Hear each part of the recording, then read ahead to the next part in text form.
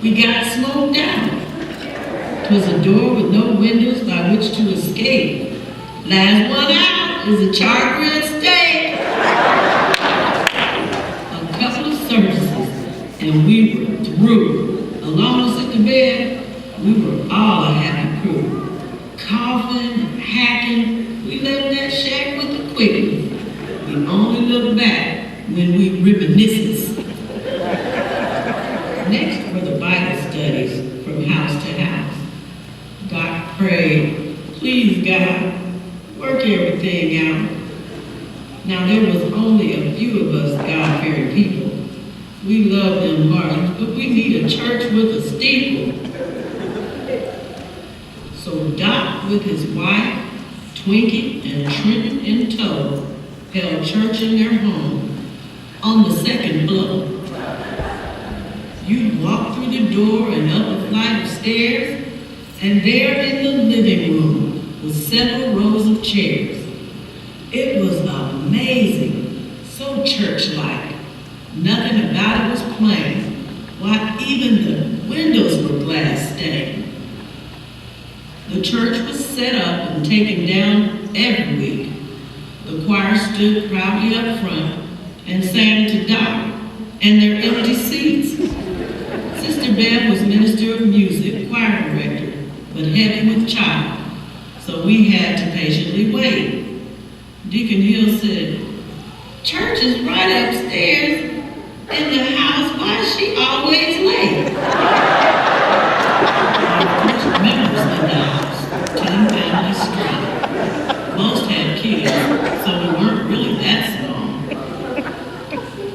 There were many fine preachers they introduced us to. The late Bishop Nathaniel Duffy, Pastor Leon, Bishop Falls, to name a few. Oh, let us not forget Bishop's dad, the late Bishop Elihu. It was so convenient having church in the house was so nice. Why, we'd run to the fridge during service to crunch on some ice. Maybe that was the last straw, made them think twice. Always we fellowship there on holiday seasons. And other occasions, we just ate. We didn't need a reason. Wafting through our noses were smells from the kitchen. What time is it now? Will Doc ever stop preaching? The church was filled with love and fellowship. Nowhere else could you find a church like this. Then God moved Doc to a bigger space. He stopped one day in front of this business place. What? Twice? Are you sure you're being led? I can see Sister Betty now just shaking her head. There was a bar, Peach's Pub, in the back. Didn't have many drinkers. They didn't want to sell, so God set a fire in the breakers. We worked and worked hard. God bless all our labor. We were ready to move in to the Ponderosa, we named her. Maranatha Faith Temple, a church on the move. We had so many children, we didn't know what to do.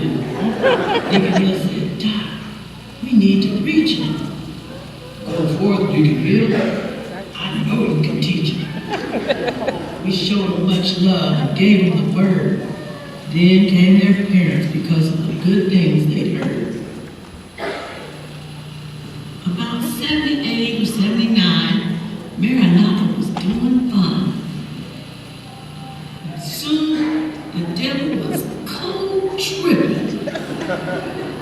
The church floor started sinking, so the men got to ripping. God told Doc first, so he wouldn't be flipping. The choir we had wanted to purchase new robes. We picked out the perfect colors. Doc was displeased. Didn't matter if it matched the church, he just chose two others. It was after Sister Bev found out that she gave us the knowledge Doc's unwanted colors were from Wiley College. Well, it was like choir too, but his time was short. I don't think it was because he couldn't stay on his part.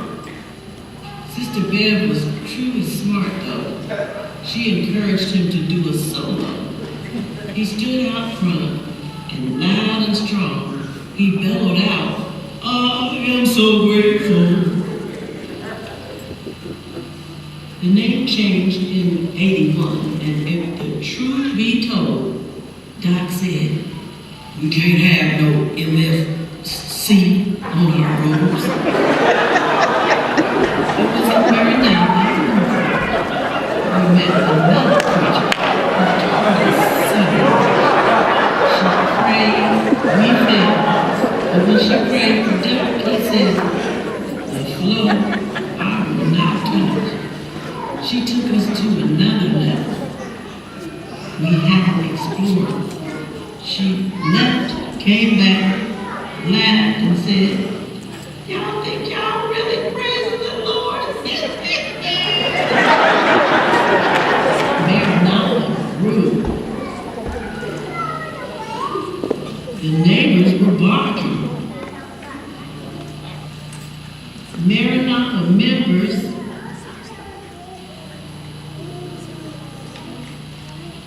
were taking all their parking.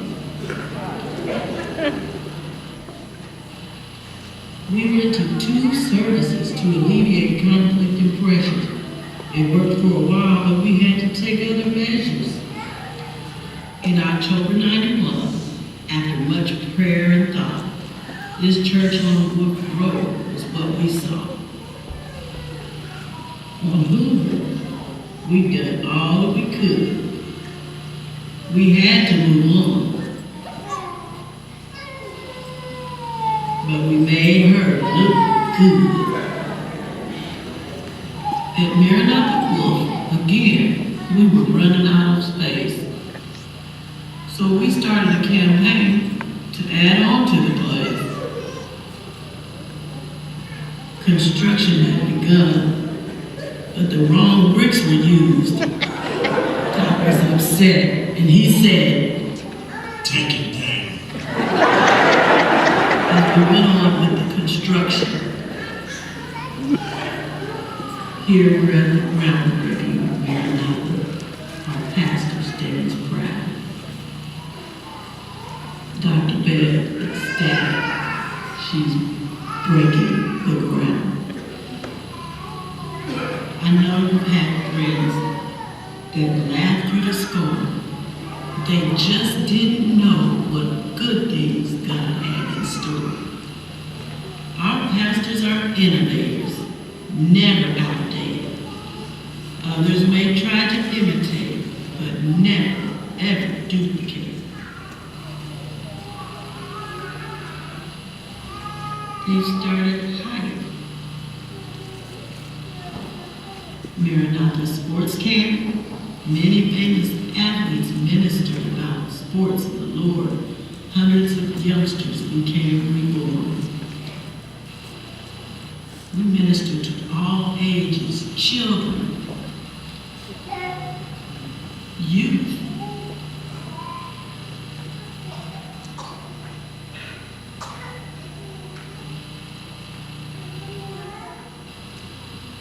And seniors. But it's okay. They still have room for all you in-betweeners. Look here, as we had our old-fashioned day. Aren't they clean? Took a long time for Doc to wear some jeans.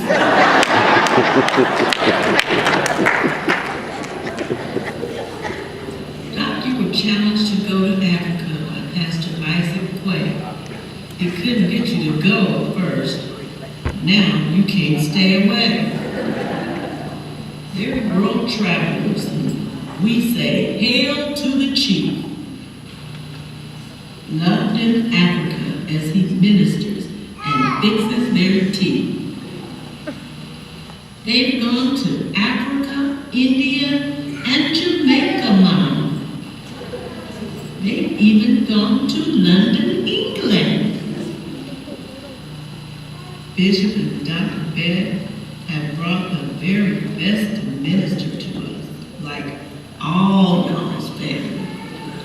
And your illustrious mentors, Bishop and Mrs. Harvey Lewis. And your family too, Dr. Beth.